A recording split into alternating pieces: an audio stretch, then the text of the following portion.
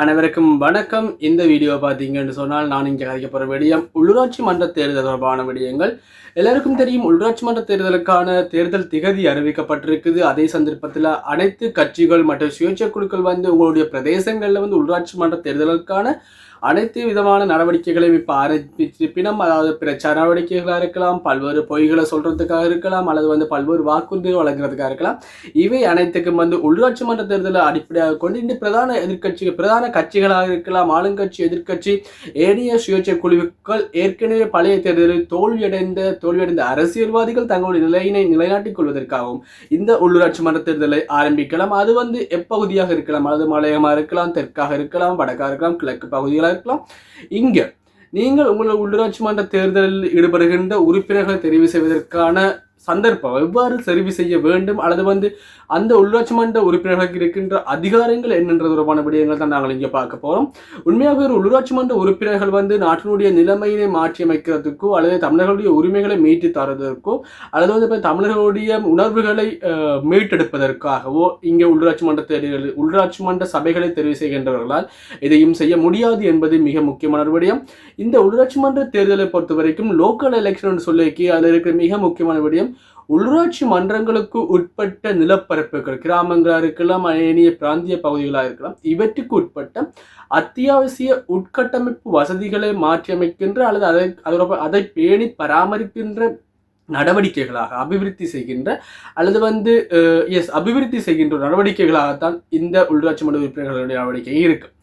பிரதானமாக இருக்கிற உட்கட்டமைப்பு வசதிகளாக நீங்கள் பார்க்க வீதி அபிவிருத்தியாக இருக்கலாம், வீதிகள் போடுகிற வீதி அபிவிருத்திகள், அதே மாதிரி இந்த இரவு நேர மின் விளக்குகள், வீதி விளக்குகளாக இருக்கலாம், அதே மாதிரி தூய்மை பணியாளர்கள் பணி நடவடிக்கைகள், அதாவது சுத்தம் செய்கிற நடவடிக்கைகளாக இருக்கலாம், குப்பை அகற்றல்கள், நீர் வளங்கள், வடிகால் அமைப்புகள், இவை தொடர்பான இவ்வாறான அதே மாதிரி இந்த கிராமப்புறங்களில் இருக்கிற அபிவிருத்திகளாக இருக்கலாம். இவ்வாறான நடவடிக்கைகள் தான் இந்த உள்ளாட்சி மன்ற சபைகளில் இருக்கின்ற தெரிவு செய்யப்படுகின்ற அரசியல்வாதிகள் அல்லது உறுப்பினர்களினால் ஆரம்பிக்கப்பட முடியும், அல்லது செய்யப்பட முடியும்.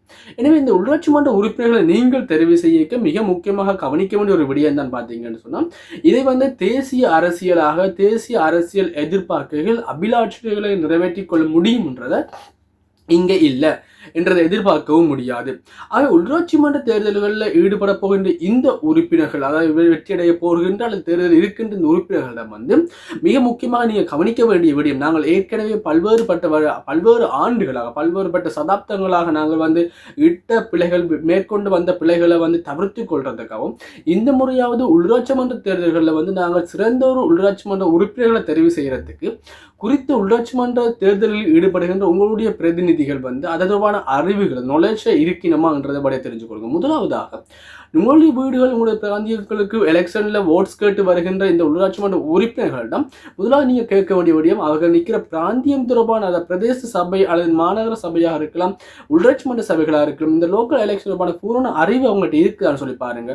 சும்மா ஊர்ல இருக்கிற அந்த சண்டியர்களாக இருக்கலாம், அல்லது பார்த்தீங்கன்னு சொன்னால் ஊரில் இருக்கிற குறிப்பிட்ட அரசியல்வாதிக்கு பின்னால் திரிகிற ஆட்கள் உள்ளாட்சி மன்ற எலெக்ஷனில் இருக்கே உண்மையாகவே அவர்களால் சாதாரணமாக உள்ளாட்சி மன்றத்தை டெவலப் படுத்த முடியுமா, கிராமங்களை அபிவிருத்தி செய்ய முடியுமான்னு சொன்னால் இல்லை. அவை கிராமந்தரமான போதிய அளவு அறிவு இருக்கின்ற, பொழுதளவு நாலேஜ் இருக்கின்ற ஆட்களை தான் நீங்கள் அங்கே தெரிவு செய்யணும். மிக முக்கியமாக உங்களோட பல்வேறுபட்ட கொஸ்டின் நீங்கள் அவர்கிட்ட கேட்கலாம். அதில் சில கொஸ்டின் உங்களுக்கு சொல்கிறேன், பார்த்துக்கொள்ளுங்க. இந்த உள்ளாட்சி மன்ற தேர்தலில் ஈடுபடுகின்ற நபர்கள் உங்கள்கிட்ட எலெக்ஷன் கட்டி வரைக்கும் நீங்கள் என்ன செய்யணும்னு அவங்கள்ட்ட கேளுங்க. அதாவது அவர்களால் இந்த இருக்கிற உள்ளாட்சி மன்றத்தினுடைய பிரிவு என்னது, அவங்களுடைய பெயர் என்னது, ஜிஎஸ் டிவிஷன், எத்தனை ஜிஎஸ் டிவிஷன் அங்கே உள்ள குறிப்பிட்ட தங்களுடைய வட்டாரங்களுக்குள்ள வருது.